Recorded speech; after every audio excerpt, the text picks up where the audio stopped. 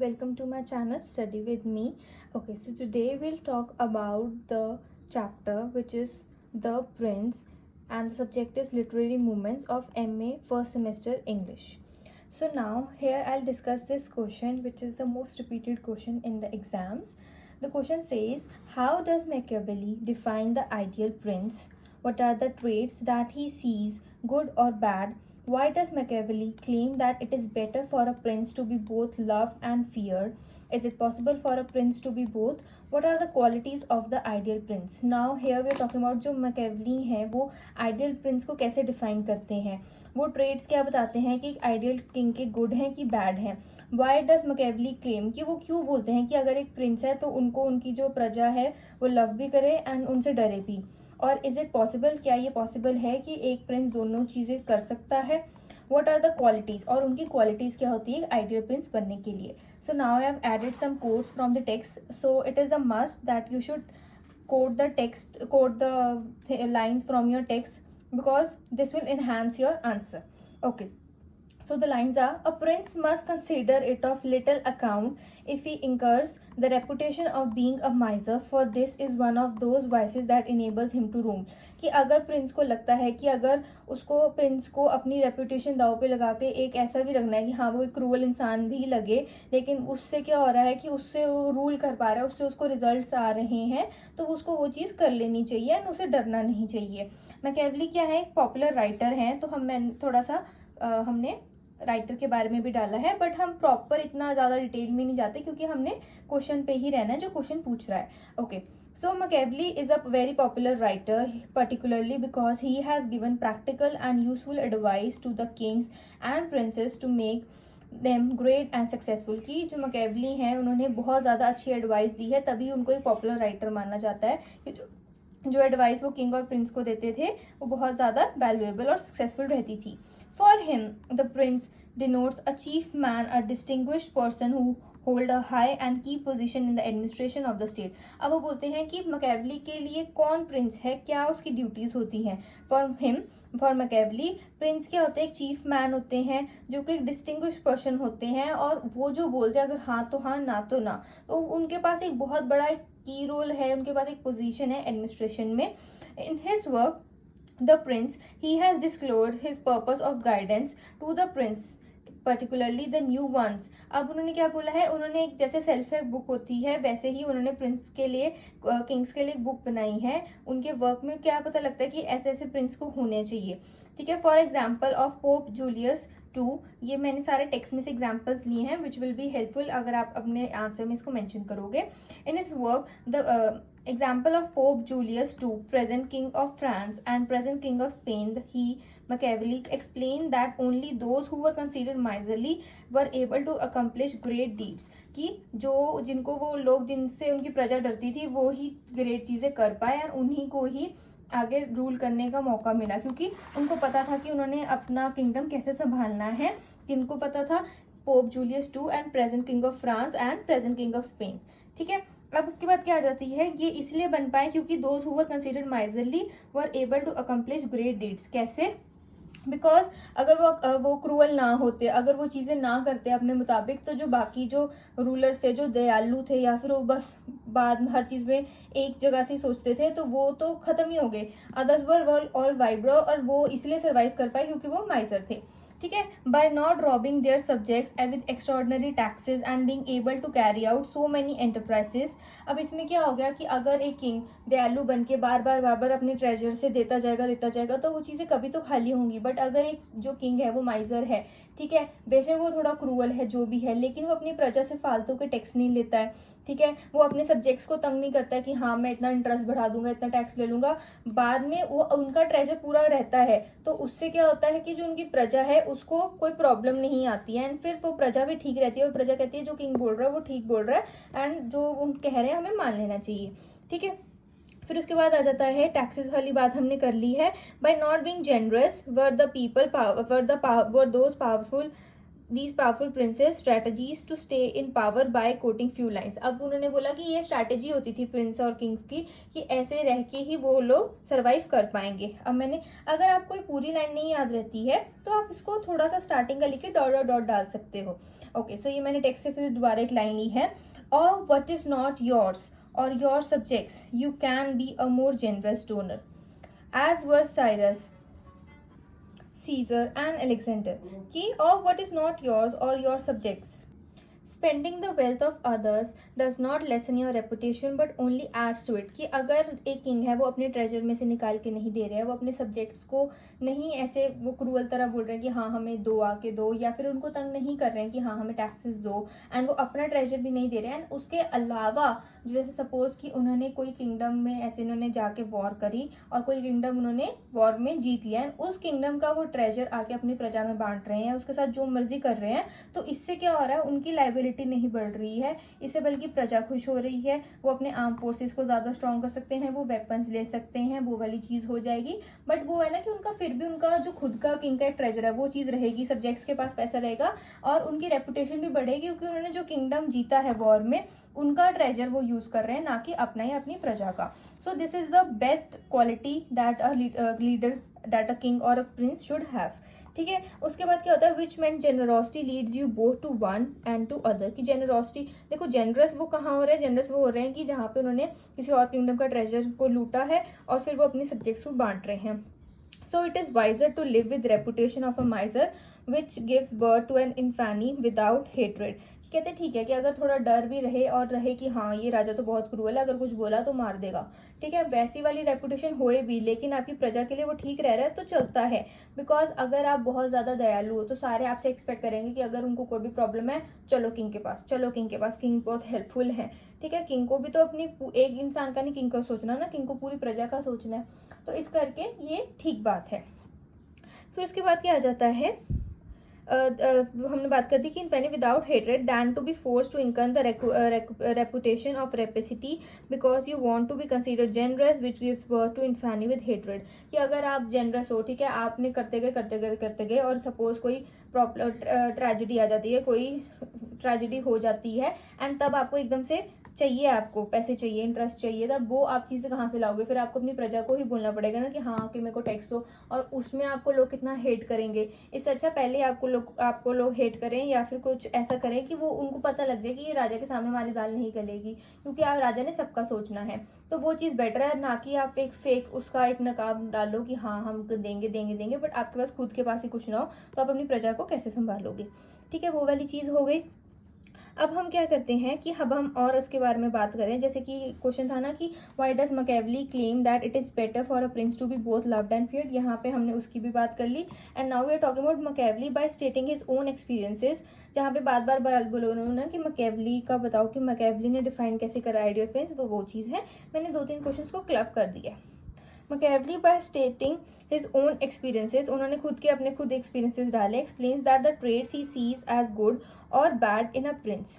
उन्होंने बोला, अब इसमें क्या बता रहे हैं कि वो अपने एक्सपीरियंसेस से बताएंगे. जैसे हमारा क्वेश्चन था कि what are the traits that he sees good और बैड, तो मैकियावेली बताएंगे कि अपने खुद के एक्सपीरियंसेस से कि क्या सही है और क्या गलत है.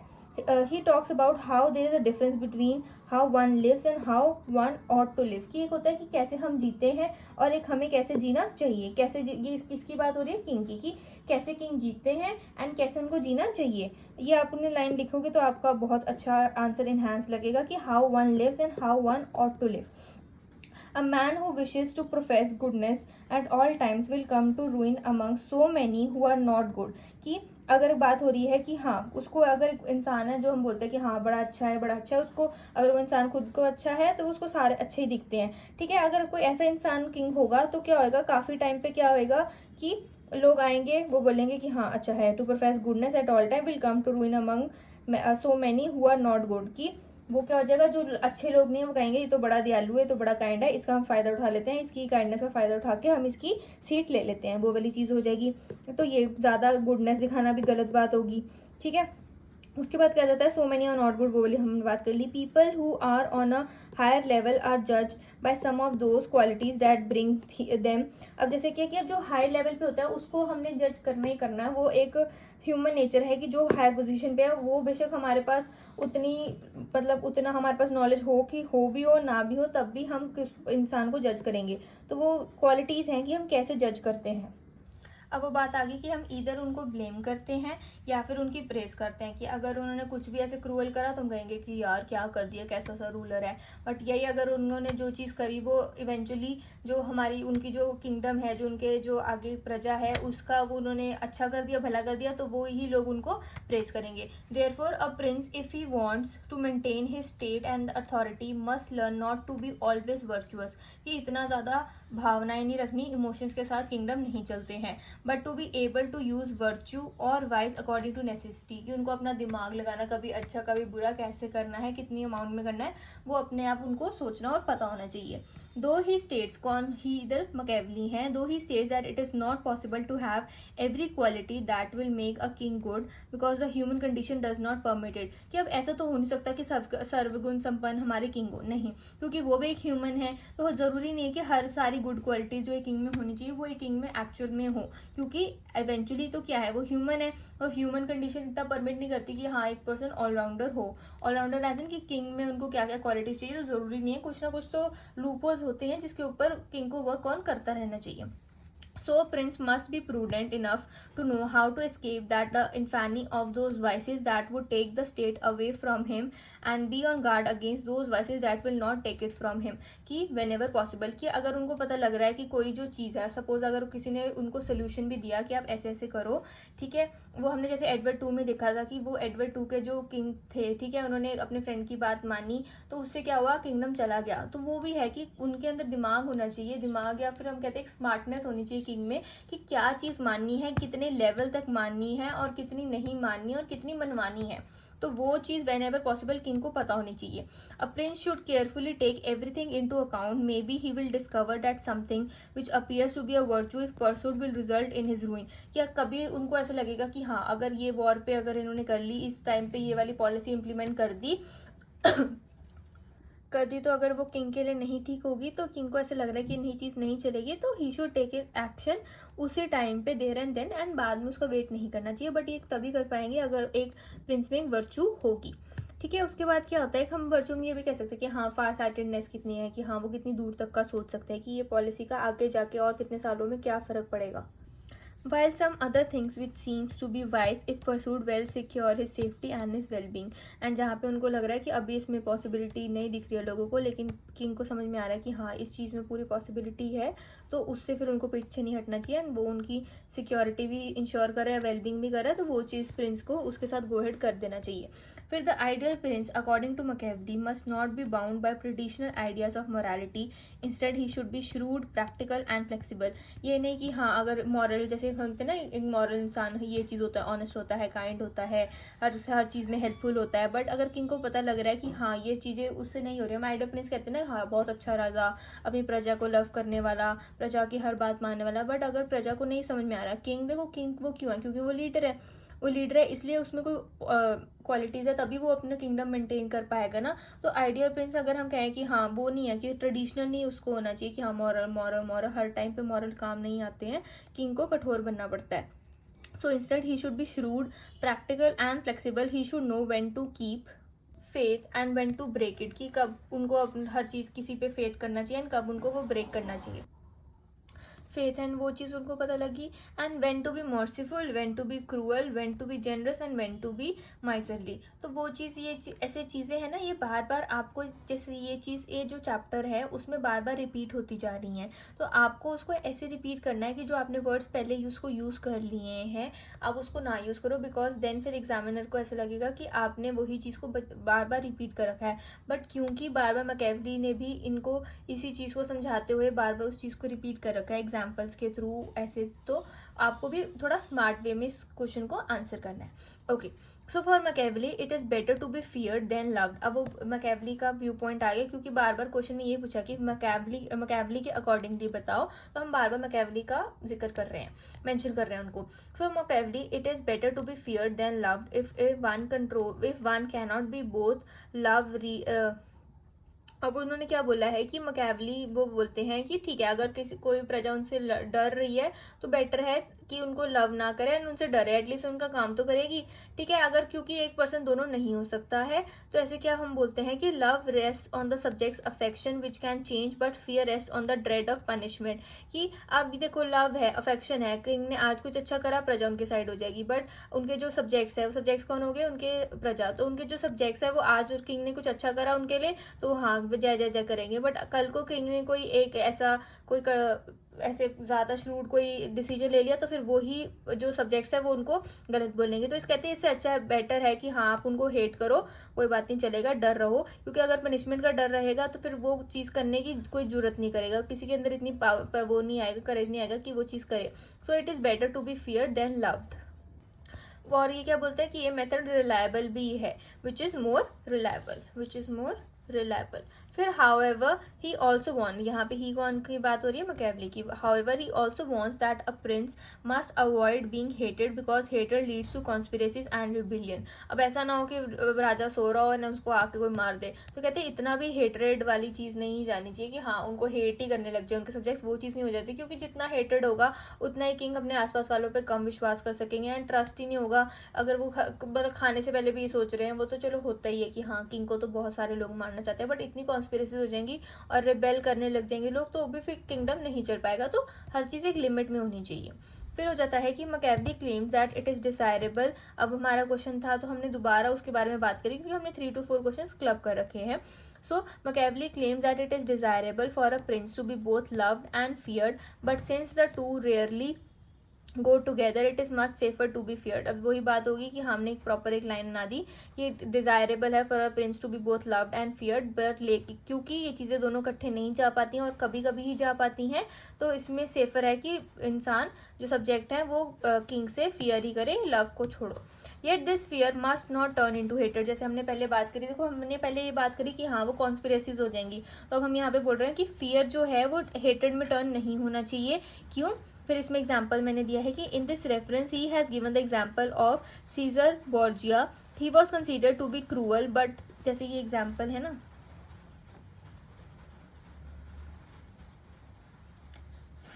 he was considered to be cruel, but the same cruelty helped him a great in bringing about order and discipline in Romagna. तो उन्होंने बोला कि जो सीजर बोर्जिया था वो कौन था, वो उसको हम बोलते थे क्रूअल, बहुत ज़्यादा क्रूअल था, और वो ही क्रूअल्टी क्या कर गई, वो क्रूअल्टी उन्हें हेल्प कर the great in bringing about order. अब क्रूअल था इंसान, तो उन्होंने क्या करा, उन्होंने डिसिप्लिन और ऑर्डर ले ही आए वो रोमांगना में. फिर he succeeded in uniting it and in establishing peace and obedience. कि अगर डिसिप्लिन आ गया, ऑर्डर आ गया, लोग ठीक हो गए, उनके सब्जेक्ट्स ठीक हो गए, तो उससे क्या हुआ, उसका उन्होंने ऐसे सक्सेस पा ली. And he succeeded in uniting it and establishing peace and obedience. फिर उन्होंने अब जो मैकेवली है एनालाइज करा कि on analysing these two attributes in him comparatively it was found that he was quite. कि अब इधर क्या हो रहा है कि किस में एनालाइज करा these two attributes in him comparatively, तो वो दो एग्जांपल्स देते हुए समझा रहे हैं कि मर्सीफुल था, कि उनकी क्वालिटीज़ क्या हैं. कि on analysing these two attributes in him comparatively it was found. कि पहले उन्होंने बोला कि हाँ वो ऑर्डर डिसिप्लिन लाने के लिए क्रूअल थे, ठीक है, बट उन्होंने बोला कि जब हम एनालाइज करा on analyzing these two attributes in him comparatively it was found that he was quite merciful than the people who did not like that they should be considered cruel. कि उन्होंने क्या बोला कि वो फिर भी मर्सीफुल थे, ठीक है, than the people who did not like that they should be considered cruel. Consequently क्या हुआ, डिस्ट्रक्शन आ गई इन पिस्टोरिया. कि मर्सीफुल हो गए, ठीक है, क्रूअल थे लेकिन मर्सीफुल भी हो गए, और फिर इवेंचुअली क्या आ गया, वो चीज़ लोगों को पसंद नहीं आई एंड जो हो गया डिस्ट्रक्शन हो गया पिस्टोरिया में. This example proves that a prince should not pay undue attention to that if others reproach him to be cruel. कि पहले उन्होंने बोला कि हाँ वो क्रूअल थे, वो था, तो उन्होंने रोमांगना में उन्होंने ऑर्डर एंड डिसिप्लिन ले आए वो, लेकिन उन्होंने फिर भी उनके अंदर मर्सीफुल थी चीज़ एंड उनके सब्जेक्ट्स को नहीं अच्छा लगता था, वो क्रूअल है, तो वो मर्सीफुल हो गए, तो इवेंचुअली क्या आ गया, डिस्ट्रक्शन आ गया पिस्टोरिया में। अब एग्जाम्पल क्या, इस एग्जाम्पल ने क्या बोला है कि हमें दूसरों की बातें भी नहीं सुननी चाहिए, दूसरों की बातें एज इन प्रिंस को, दूसरे क्या बोल रहे हैं, दूसरों के जितने मुंह उतने ओपिनियन, तो वो चीज़ पे भी प्रिंस को ध्यान नहीं देना चाहिए। अनड्यू अटेंशन, अनड्यू मतलब नहीं दो attention, that if other reproach him to be cruel, अगर आपको कोई क्रूअल समझ रहा है, प्रिंस किंग को क्रूअल समझ रहा है तो समझने दो, क्योंकि particularly when he is trying to keep his people united and loyal, कि अगर एक लीडर को क्रूअल होकर कोई डिसीजन लेना भी पड़ रहा है तो वो हमारी बेटरमेंट के लिए ही ले रहे हैं। फिर only a few examples of cruelty will make him look more compassionate than the others who possess excessive mercy, कि बार बार अगर किसी ने ग्रेट ब्लंडर भी कर दिया है, ग्रेट कोई क्राइम भी कर दिया ना, आप मर्सीफुल हो जाओ कि हाँ इसकी फैमिली है, इसका ये है, उसका वो है, तो फिर किंगडम नहीं चल पाता है। ठीक है, mercy which becomes the source of continuous disorder, bar bar mercy दोगे तो आप फिर सब्जेक्ट्स भी बोलेंगे कि हाँ उसको मिल गई, हम मुझे नहीं मिली, तो फिर किंग भी एक कंफ्यूजन में, एक उसमें परप्लेक्स माइंड हो जाएगा कि अब वो करें क्या, और उनको फिर लोग कहेंगे कि हाँ ये बायस्ड है, ये है, वो है, फिर वो अटेंशन, अनड्यू अटेंशन प्रिंस को करनी चाहिए, बट वो कभी कभी नहीं कर पाते। एग्जाम्पल हमने देखा था, ठीक है, सीजर का। उसके बाद आ जाता है कि हमने क्या बात कर ली है, possess continuous disorder resulting in murder and plundering, कि ऐसा भी हो सकता है कि हाँ अगर बार बार वो मर्सी करता रहा एंड किसी को जस्टिस चाहिए था, वो जस्टिस ना मिला, कुछ भी हो गया, तो उनका मर्डर भी हो जाता है। ठीक है, this situation is very harmful to the people in general, but if the prince executes only some particular individuals, he will succeed in controlling the masses।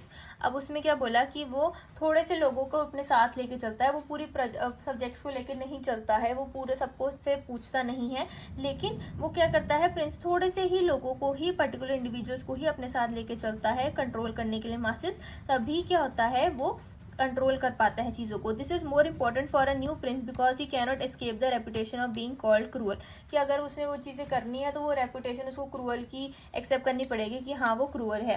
It is more necessary for him since being new the state is full of great dangers, कि अब वो great dangers में है और वो Prince new है, अगर वो क्रूअल नहीं हुआ, वो स्टार्टिंग में पूछने लगे हाँ जी आपको क्या दिक्कत है, आपको क्या दिक्कत है, मैं वो करता हूँ, लेकिन अपनी वो सब्जेक्ट को वो सिक्योरिटी नहीं दे पाया क्योंकि वो इतना बिजी हो गया कि हाँ मर्सी मर्सी मर्सी और काइंडनेस में, कि वो चीज़ कर नहीं पाया, तो प्रिंस को क्रूअल होना पड़ता है। ठीक है, फिर आ जाता है prince must also take precautions in his action and in matters of believing others but he should not be afraid of everything trivial, कि अगर प्रिंस को प्रिंस को होता है कि हाँ अगर वो कोई चीज़ कर रहे हैं, कोई बहुत डिसीजन ले रहे हैं जिससे उनको पता लग रहा है उनके सब्जेक्ट्स को काफ़ी ज़्यादा इफेक्ट्स और चेंजेस आएंगे, तो उसके साथ उनको प्रिकॉशंस भी लेने चाहिए कि कैसे आए, थोड़े थोड़े में आए, एकदम से ना आए, ताकि इंसान नॉर्मल ह्यूमन बींग भी उस चीज़ को कैसे ले। ठीक है, and matters of believing others, की कभी कभी बिलीव करना भी पड़ता है, लेकिन हर चीज़ डर डर के करेगा तो फिर वो प्रिंस को नहीं करना चाहिए, क्योंकि प्रिंस को बोल्ड होना चाहिए। अगर वो हर चीज़ में डरेंगे तो वो चीज़ नहीं कर पाएंगे, वो किंगडम को रूल नहीं कर पाएंगे। He should go on with full wisdom, जो प्रिंस है उनको फुल विजडम के साथ जाना चाहिए, and prudence along with humanity, की हाँ थोड़ी सी ह्यूमैनिटी भी होनी चाहिए, कि जो गलत है उसके साथ गलत ही करो बट अच्छे के साथ बुरा मत करो। It is advisable for him that he neither has too much trust or on anybody nor distrusts all around him, कि वो बोल रहे हैं कि इतना ट्रस्ट भी नहीं करना है कि लोग जाके डिस्ट्रस्ट ही कर दे, स्टैप कर दे, वो चीज़ भी नहीं करनी है प्रिंस को। He must nevertheless make himself feared in such a way that he would avoid hatred even if he does not acquire love, since one can very easily be feared and yet not hated, कि उन्होंने बोला कि वो hatred के बजाय कि हाँ उनको हेट ना करें उनके सब्जेक्ट्स और डरे उनसे, क्योंकि तभी डरेंगे तभी वो जो उनके रूल्स है वो बिना किसी क्वेश्चन के एक्सेप्ट कर लेंगे, जो कि प्रिंस को ऐसा लगता है कि हाँ वो ज़रूरी नहीं है समझाना, क्योंकि सब्जेक्ट्स को अभी वो चीज़ें नहीं समझ में आएगी, तभी हमने प्रिंस को वर्चू बोला था, वर्चुअस बोला था, तो वही बात होगी। ठीक है, उसके बाद क्या आ जाता है दिस, क्योंकि हेट्रेड से भी ज़्यादा अच्छा है कि हाँ इजीली हम किसी भी बंदे से डर सकते हैं, और हेट्रेड के लिए हेट्रेड बहुत बड़ा टर्म है। ठीक है, this will always be the case when he abstains from the property of his citizens and subjects and from their women. ठीक है, उन्होंने क्या बात होगी कि विमेन से, सिटीजन से, सब्जेक्ट से, जो भी प्रॉपर्टी है, जो भी किंग की प्रॉपर्टी है, जो भी ट्रेजर है, जो कि उन्होंने फंड्स अपनी सब्जेक्ट्स की बेटरमेंट के रखा हुआ है, अगर वो चीज़ को ना छेड़े, ठीक है, अपने सब्जेक्ट से फालतू ऐसे चीज़ें टैक्स ना मांगे, तो प्रिंस को पता है कि कैसे करना है, तो इसलिए उन्होंने ये प्रिकॉशंस लेने चाहिए कि ऐसी चीज़ें वो ना करें। इफ़ ही मस्ट, और अगर करना ही है, if he must spill someone's blood he should do this when there is proper justification and manifest cause, कि हाँ अगर ये चीज़ करनी पड़ी गई है तो प्रॉपर उसके पीछे कॉज होना चाहिए, उसके प्रॉपर उसके पीछे जस्टिफिकेशन होनी चाहिए। जैसे हमने पहले एग्जाम्पल दिया था कि वो किसी और किंगडम का जो ट्रेजर है वो दे दे, पर अपना चीज़ वो पूरी रखें। But when the Prince is with his आर्मीज, अब उन्होंने बोला कि हाँ उन्होंने कोई किंगडम का ट्रेजर लिया, लेकिन उन्होंने बोला कि but when the Prince is with his आर्मीज and he has a multitude of soldiers under his command, ये लाइन बहुत इंपॉर्टेंट है, ये आप जरूर मेंशन करना कि प्रिंस को खर्च कहाँ करना चाहिए।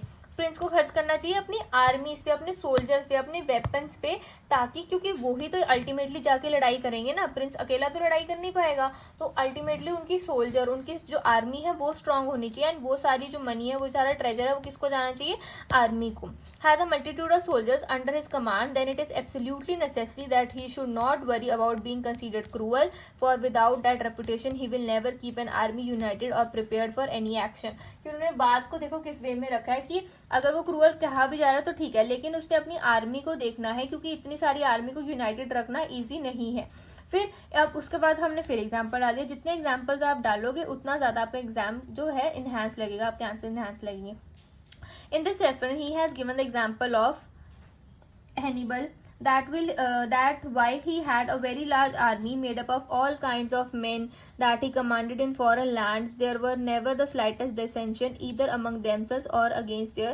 उन्होंने बोला कि वो चीज़ें जो हो रही हैं कि हाँ जब वो एग्जाम्पल दिए किसका, हैनिबल का, कि उनका बहुत ज़्यादा बड़ी आर्मी थी, उनके पास हर काइंड ऑफ मैन थे जो कि कमांड, जो अगर वो फॉरेन लैंड में भी कमांड देते थे ना तो भी उनका काम हो जाता था, और कहीं पे भी क्योंकि उन्होंने अपनी जो किंगडम के बजाय उन्होंने अपनी आर्मी पे इन्वेस्ट करा, तभी उनको ये सारा रिजल्ट मिल पाया, इधर अमंग देमसेल्व्स और against their leader, both during his periods of good and bad luck, this could arise only due to his inhuman cruelty, while along with his many other virtues which made him always vulnerable and terrifying in the eyes of his soldiers। की soldiers भी है कि suppose अब देखो soldier क्यों जंग लड़ने जा रहा है, उसको अपनी कंट्री से प्यार होता है, बट कभी कभी क्या होता है कि जैसे अब जो सोल्जर्स हैं उनको नहीं जाना है, उनको अपनी फैमिली के साथ रहना है, क्योंकि कितने कितने साल लग जाते हैं कि वो अपनी फैमिली से दूर रहते हैं, उनको नहीं जाना है वॉर के लिए या किसी भी लड़ाई के लिए। लेकिन अगर वो प्रिंस को फियर करते हैं, ठीक है, प्रिंस का एक ऐसा कमांड है, उनका एक ऐसा ऑरा है प्रिंस का कि वो ऐसे फियरफुल है कि अगर प्रिंस के आगे किसी ने मुंह उठा के बोला कि हाँ मुझे नहीं लड़ना है, तो वो उसी टाइम ही मार देगा सोल्जर को, तो उस चीज़ का भी डर है। तो ये डर भी होना चाहिए सब्जेक्ट्स के सोल्जर्स के अंदर, प्रिंस का, किंग का, तभी वो एक किंगडम चल पाएगा कि हाँ वो फियर करते हैं कि इनके आगे अगर कुछ बोला तो बस गए, ठीक है। अब इवन द हिस्टोरियंस में एग्जाम्पल्स, हमने फिर एग्जाम्पल्स डाल दिए क्योंकि एग्जाम्पल्स और कोट्स आपने डालने ही डालने हैं। Even the historians admire him for all the quite contrary, historians भी क्यों एडमायर करते हैं, क्योंकि कॉन्ट्रेरी टू हिम वॉज कीप्यू। अब हमने जैसे हम कंपेयर कर रहे थे पहले, हम किसको हमने कंपेयर करा हमारे एग्जाम्पल ऑफ हैनिबल, ठीक है, हमने एग्जाम्पल ऑफ हैनिबल दिया। अब हमने किसके साथ कंपेयर करा है उनको, हम सीपीयू के साथ उनको कंपेयर कर रहे हैं। He was the most reputed man with extraordinary qualities. अब ये क्या था, पर्सन बहुत ज़्यादा रेप्यूटेड मैन था, इसकी रेपुटेशन बहुत ज़्यादा थी, with extraordinary qualities. He is known for them in the recorded history, की इतना ज़्यादा पॉपुलर थे कि हिस्ट्री में भी इनका प्रॉपर रिकॉर्ड्स हैं। बट हिज आर्मी, अब जो लेकिन आर्मी क्या थी, वो क्या कर गई, रिबेल कर गई। वहाँ पे हम बात कर रहे थे कि वो क्रूअल और फियरफुल थे, तो एटलीस्ट जो सोल्जर्स थे वो उनको आगे जाके वो ऐसे क्वेश्चन नहीं करते थे कि हमने नहीं जाना। लेकिन यहाँ पे आर्मी क्या कर गई, रिबेल कर गई अगेंस्ट हिम। किसके अगेंस्ट कर गई, इस सीपीयू के अगेंस्ट के रिबेल कर गई, because he was too much passionate in his nature, so his soldiers became uncontrolled. For this he was censored in the Senate and was called the corrupter of the Roman military। कि वो इतना ज़्यादा compassionate था तो soldiers ने uncontrol हो गए, वो कंट्रोल नहीं कर पाए सीपीओ, तो सोल्जर्स अनकंट्रोल्ड हो गए, तो इससे क्या हो गया कि he was censored in the senate, उसको सेंसर कर दिया है और उसको क्या बुलाया गया, corrupter of the Roman military. इसको इतना मतलब नाम दे दिया कि जस्ट बिकॉज वो कंपैशनेट था, क्या नाम दे दिया, करप्टर of Roman military. So Machiavelli says that main love the prince eight their own pleasure, कि हाँ जो है वो खुद उनके अपने ऊपर है, कभी उसको फियर कर लिया, कभी उसको लव कर लिया, वो अपनी उनकी मर्जी है। तो but fear the prince at his pleasure, कि fear the prince at his pleasure, जो प्रिंस को चाहिए वो तो चीज चाहिए, मैन उनको लव करे वो उनका मैन के ऊपर है कि हाँ किंग को लव करना है कि नहीं करना, लेकिन किंग का प्लेजर क्या है कि लोग उनको उनके हिसाब से लव या फियर करे, वो वाली चीज है। A wise prince builds his empire on his own foundation, अगर किसी ने इतना बड़ा एम्पायर खड़ाया तो किसी मेहनत करके कोई बोल्ड डिसीजन लेके खड़ाया होगा ना, तो वो चीज है कि खुद के एम्पायर, खुद उन्होंने एम्पायर खुद के फाउंडेशन पे बिल्ड करा है और दूसरों के ऊपर नहीं, नॉट दैट ऑफ अदर्स। तो किस बात का डर प्रिंस को, किंग किस बात का डर किंग को, he may accept being cruel but he should avoid, कि हाँ वो एक्सेप्ट कर ले कि हाँ प्रिंस को लोग क्रूअल मानते तो मान ले, but he should avoid to be looked at with hatred, कि ये ना बोले कि कैसा सा किंग बना दिया, क्या है ये है वो है, नहीं ये बोले कि हाँ हमारा किंग से हम डरते बहुत है, हमारा किंग ने अगर कुछ कह दिया तो वो पत्थर की लकीर है, पर ये नहीं कि हाँ हेटेड, क्योंकि हेटेड है तो फिर वो किंगडम वो सारे रिबेल कर जाएंगे, वो अनकंट्रोल हो जाएंगे, तो फिर वो किंग के लिए क्या होगा, कॉन्स्पिरेसीज, मर्डर, वही सब आ जाएगा, तो वो चीज तो क्या ही फायदा। तो वो चीज से किंग को डर नहीं बच के रहना चाहिए। फिर Machiavelli has explicitly pointed out certain that an ideal Prince must have and develop in his character and behaviour, कि प्रिंस को अपने कैरेक्टर और अपने डेवलपमेंट बिहेवियर पे भी ध्यान देना चाहिए। He should always be diligent and quick, ये हमेशा बात उसको याद रखनी चाहिए, ही शुड बी ऑलवेज डिलीजेंट, कि हाँ उसके पास इतनी स्मार्टनेस और इतनी क्विकनेस होनी चाहिए कि कभी भी कोई ट्रेजेडी आ जाए, कुछ भी एग्जाम्पल, उसको कोई भी एक इमीडिएट चीज करनी, कोई डिसीजन लेना पड़ जाए तो वो उस चीज के लिए क्विक हो। He should maintain this rule efficiently and judiciously unless someone extraordinary and unexpected situation compels him to do otherwise, कि उसको मतलब जो डिलीजेंट है, क्विक है, उसको अपना जो मेंटेन रखने चाहिए रूल्स एफिशिएंटली एंड जुडिशली, कि हाँ स्मूथली सब कुछ चल रहा है, सारे रूल्स माने जा रहे हैं, सब कुछ हो रहा है, कि अगर अनलेस एंड अनटिल, कि अगर कोई एकदम से अनएक्सपेक्टेड सिचुएशन आ जाती है, एक्स्ट्राऑर्डिनरी सिचुएशन आ जाती है और उसको कंपेल करती है कि हाँ उसको कोई एक डिसीजन ऐसे लेना ही पड़ेगा, तो तब तक उसको वो चीज नहीं करनी चाहिए, जब तक मतलब सब तक सब कुछ ठीक है, तो जुडिशली हर चीज जो चल रही है उसको चलते रहने दो। बट अगर कोई डिसीजन ऐसे लेना है, तभी हमने बोला कि डिलीजेंट और उसको क्विक होना चाहिए कि वो ये सब डिसीजन ले पाए। ठीक है, उसके बाद आ जाता है sometimes a prince finds himself in a critical situation when he notices that he is surrounded by a host of people, particularly the nobles one who consider themselves equal to him. But अगर क्या है, कितने लोग हैं कि Prince की ही गद्दी छीनना चाहते हैं, प्रिंस की ही सीट छीनना चाहते हैं, वो अपने आप को प्रिंस जितना ही पावरफुल, प्रिंस जितना ही नोबल समझते हैं, तो वो भी एक प्रिंस के लिए, एक प्रिंस या किंग के लिए थ्रेट है, क्योंकि वो तो उसका किंगडम है ना। एंड ये लोग बोलते हैं कि हम भी किंग जैसे है, वो हर चीज पे उसको जज करेंगे, हर चीज पे उसके एनालाइज करेंगे, उसने ठीक करा, उसने गलत करा। तो प्रिंस में इतना माइंड, ऐसे स्टेट ऑफ माइंड प्रिंस की इतनी स्ट्रांग होना चाहिए कि वो इस चीज को हैंडल कर पाए, अपना किंगडम अपने पास ही रखे किंग। फिर ये हमारा क्रक्स है, तो इससे हम अपना आंसर एंड करेंगे कि the prince should not be too virtuous and sympathetic because sometimes it becomes the source of grief in his life, कि इतना सिंपैथेटिक या वर्चुअस नहीं बनना, क्योंकि कभी कभी यही अगर कोई सिचुएशन आ गया और प्रिंस के पास ट्रेजर ही नहीं है, तो यही चीज उसकी लाइफ का सबसे बड़ा एक वो बन जाएगा, पैच बन जाएगा कि हाँ ये ग्रीफ आ गया कि वो चीज कर नहीं पाया। सो it is necessary for the prince to know how to act according to nature, and so he should be clever like a fox and brave like a lion. तो ये चीज आपको जरूर याद रखनी है, ये चीज आप जरूर डालना अपने एग्जाम में, ये इसे आप कंक्लूजन डाल लो। हम आंसर्स में हेडिंग नहीं डालते, हम बस लास्ट में क्रक्स डाल देते हैं कि इसमें हमने क्या ले रहा है, it is necessary for the prince to know how to act according to nature and so he should be clever like a fox and brave like a lion. ठीक है, कि हाँ उसको एक फॉक्स की तरह स्मार्ट भी होना चाहिए और करेजियस भी होना चाहिए, ब्रेव भी होना चाहिए, जैसे एक लायन होता है। So the most powerful safeguard against the conspiracies is to avoid being hated by the people, कि अगर आपको बचना है कि आपको कोई सोते सोते मार ना दे या फिर कुछ ना कर दे, कॉन्स्पिरेसीज ना करे, उसे आपको अवॉइड करना है।